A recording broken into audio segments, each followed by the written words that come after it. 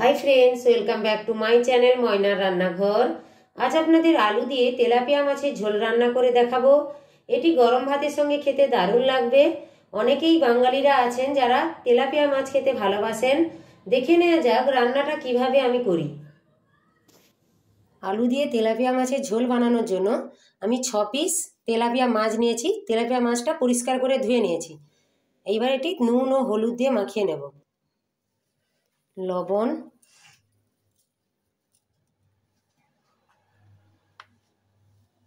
হলুদ গুঁড়ো,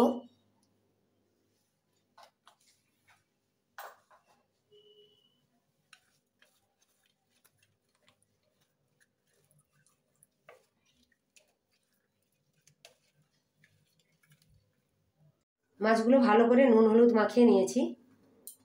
এবার কড়াইতে তেল দেব।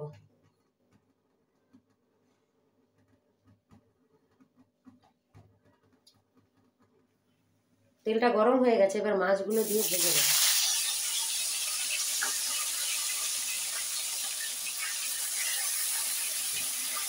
এখানে মাছের মুড়োগুলো ভেজে নেব।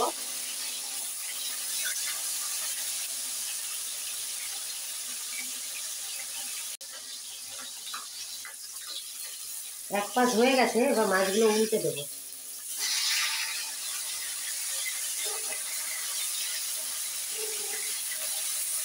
খুব সুন্দর করে লাল লাল করে মাছগুলো ভেজে নেব।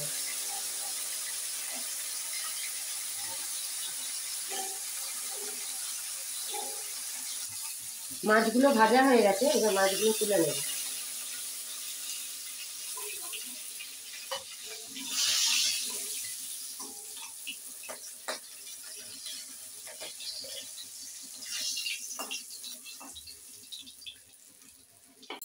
বাকি মাছগুলো এবার ভেজে নেব।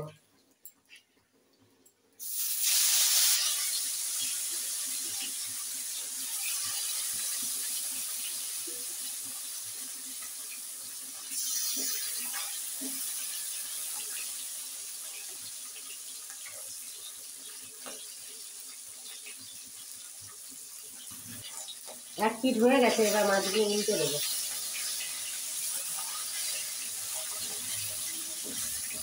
আবারও সেম ভাবে ভেজে নেব। মাছগুলো ভাজা হয়ে গেছে, আর মাছগুলো তুলে নেব।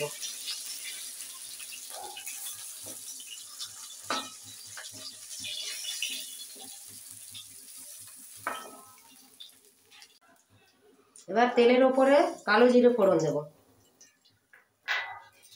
আর কেটে রাখা তেজপাতা,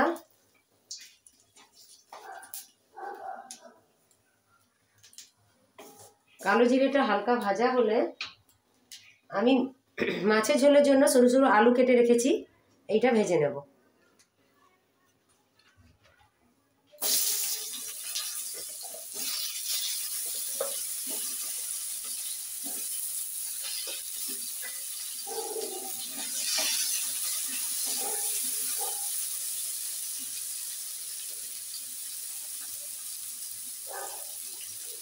আলুটা ভাজা হওয়ার জন্য হালকা লবণ দেব, হলুদ গুঁড়ো, দিয়ে আলুটাকে খুব সুন্দর করে চাপা দিয়ে দিয়ে ভাজা করে নেব।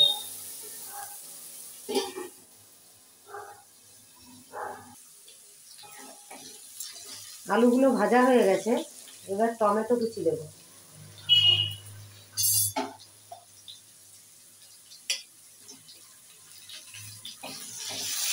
টমেটো দিয়ে ভালো করে কষিয়ে নিতে হবে যাতে টমেটোগুলো গলে যায়।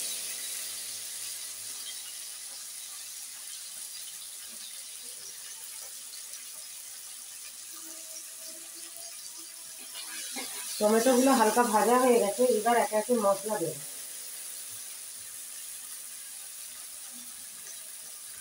হলুদ গুঁড়ো, লঙ্কা গুঁড়ো 1 চামচ, জিরে গুঁড়ো 1/2 চামচ, ধনে গুঁড়ো 1/2 চামচ,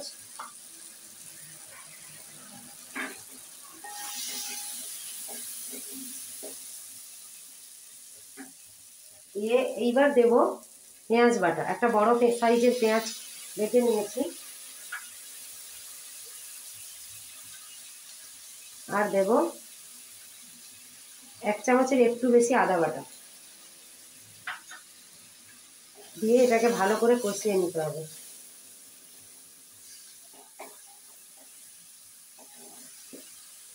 ততক্ষণ কষাতে হবে যতক্ষণ 4 সাইড থেকে মশলার তেল না ছাড়ে। এই দেখুন মশলাটা কষানো হয়ে গেছে, 4 সাইডে কি সুন্দর তেল ছেড়ে দিয়েছে। এইবার 1 বাটি জল দিয়ে দেব।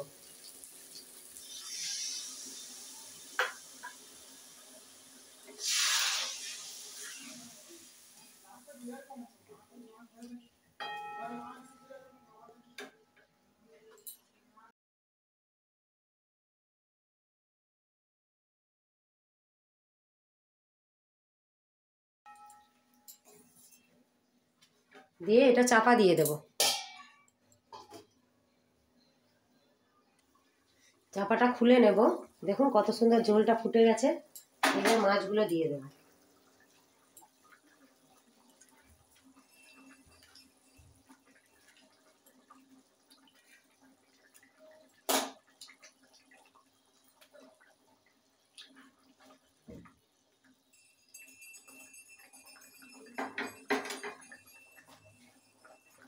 মাছটা ফুটতে ফুটতে 4টে কাঁচা লঙ্কা দিয়ে দেব। আর দেব ধনেপাতা কুচি।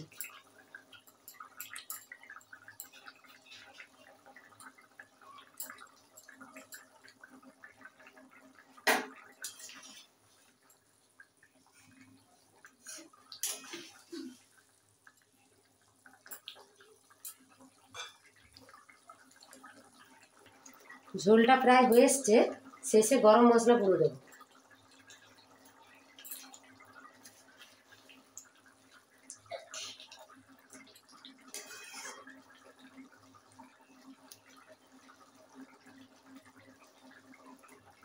আলু দিয়ে মাছের ঝোলটা একদম কমপ্লিট। আলু দিয়ে এই তেলাপিয়া মাছের ঝোলটা যদি আপনাদের ভালো লাগে তাহলে অবশ্যই লাইক এবং কমেন্ট করবেন। আবারও ফিরে আসবো নতুন কোনো রেসিপি নিয়ে। সবাই ভালো থাকবেন, সুস্থ থাকবেন।